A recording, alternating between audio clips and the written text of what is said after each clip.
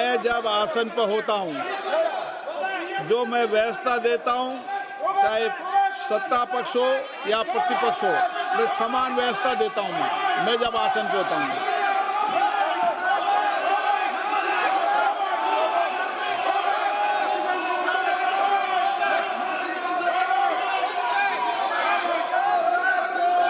Please बोलने दो, आप उनको बोलने दें, उनको बोलने दें। नो, अरे आप उनको नहीं बोलने देना चाहते? चलिए चलिए 114 प्लीज प्लीज चाहिए। सर प्रियंका जी को ऑथेंटिक करना चाहिए, ऑथेंटिकेट करना चाहिए। और जो मिस इन्फॉर्मेशन कर रहे हैं, नहीं तो मिस इन्फॉर्मेशन के लिए कार्रवाई करना चाहिए। सर ये क्या कुछ भी बोल के चल सकता है क्या? और procedure for the minister the correcting the mistake 114 में अगर वो आपने जो रूल का जिक्र किया 353 में, मुझे कोई नोटिस नहीं दिया है, मैं इधर प्रेजेंट हूँ और मैंने ऐसे कैसे बिना ऑथेंटिकेशन बोल सकते, मुझे बिना नोटिस दिए हुए। इसलिए मैं इसको खंडन करता हूँ और उसको एक्सपेल करना चाहिए और उनको माफी मांगना चाहिए।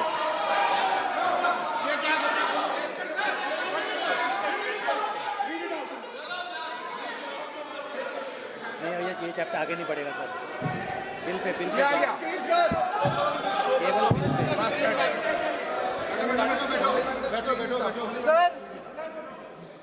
Sir, here is a newspaper माननीय article. सदस्य,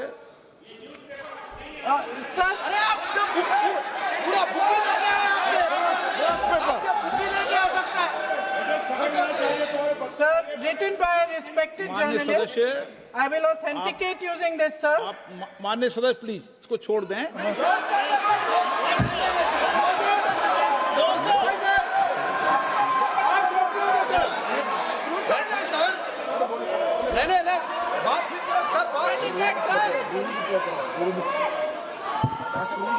सर, अगर जोशी जी अपने बयान का इस खंडन कर विधेयक रहे पर ही हैं क्या? चर्चा होगी।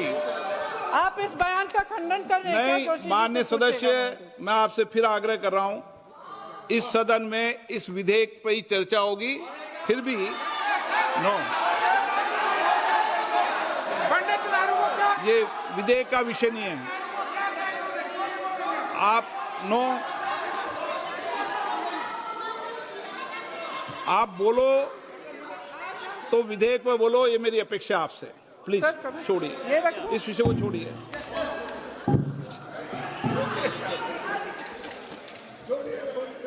आज हम सदन पटल पर एक ऐसे विधेयक में संशोधन पर डिबेट कर रहे हैं जो 2024 में पारित हो चुका था और इसमें मुख्य संशोधन यही है कि पेपर लीक के अन्य अपराधों के लिए सजा बढ़ाई जाएगी।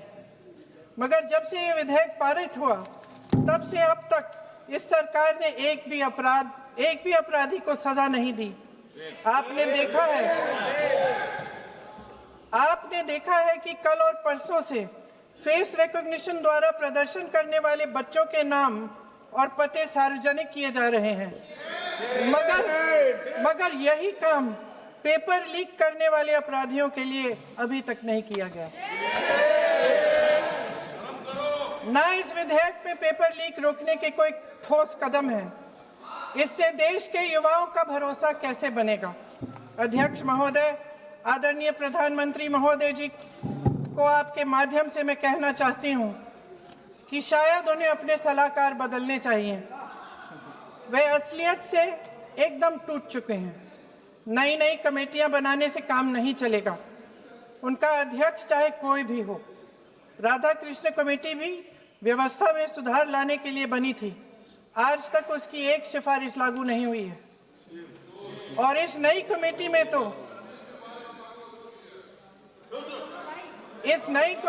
तो एक एक्स-आईबी चीफ,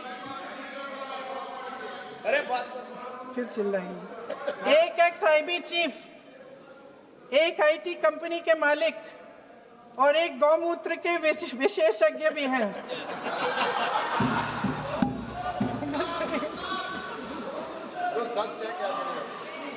इन्हें शिक्षा के बारे में क्या पता जी।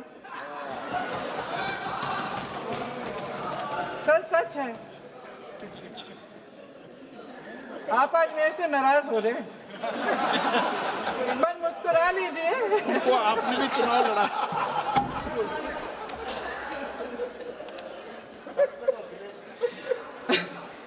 सर फास्ट ट्रैक कोर्ट्स का रिकॉर्ड पहले से ही बहुत खराब है। वैसे भी कल की सुनवाई में सीबीआई का वकील पेश ही नहीं हुआ। संसद में विपक्ष को दोषी ठहराने से, खोखले राजनीतिक खेल खेलने से काम नहीं चलेगा। आप जेन जी का भरोसा वापस जीतना चाहते हैं तो नए नए एंगल से, अपने फोन से नए नए वीडियो बनाने से नहीं होगा।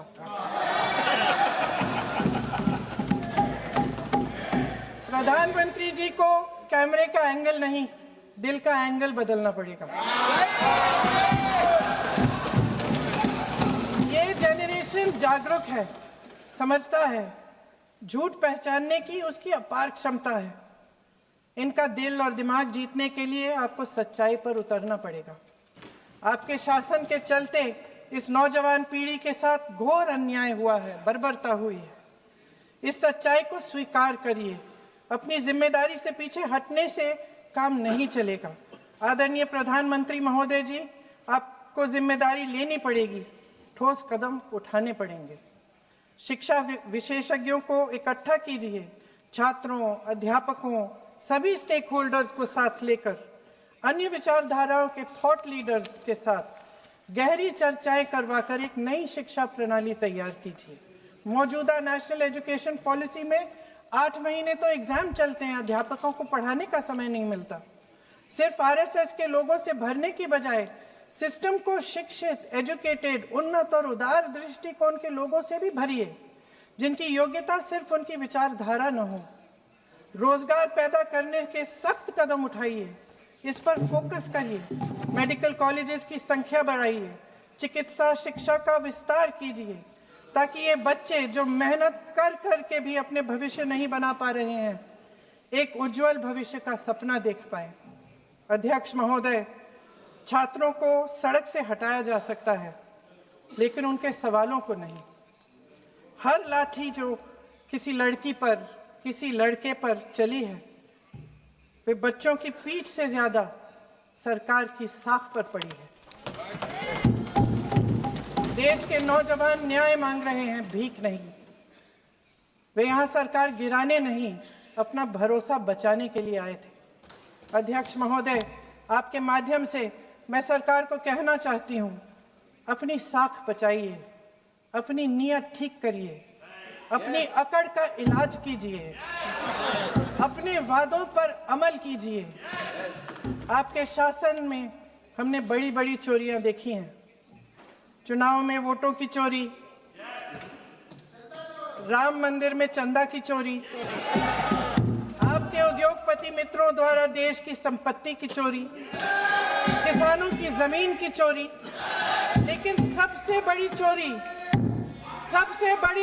हाँ ठीक है, सबसे बड़ी चोरी तब हुई। कहिए, बोलिए।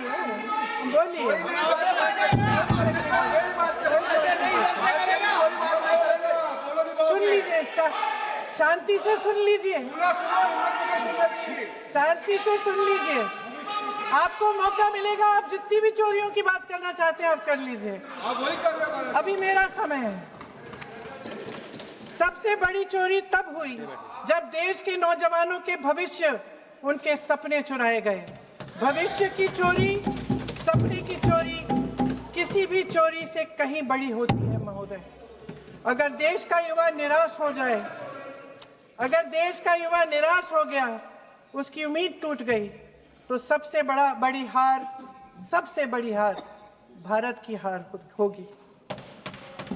और हम कांग्रेस और विपक्ष के लोग जान दे देंगे, मगर भारत की हार नहीं होने देंगे। जय हिंद। सर अब तो मुस्कुरा लीजिए, भाषण खत्म।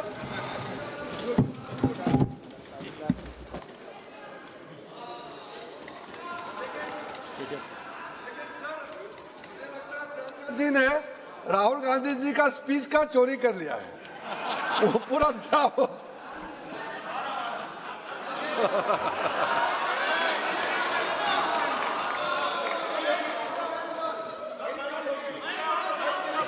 तेजस्वी किसी को बुला लो। अच्छा नहीं तेजस्वी सूर्या,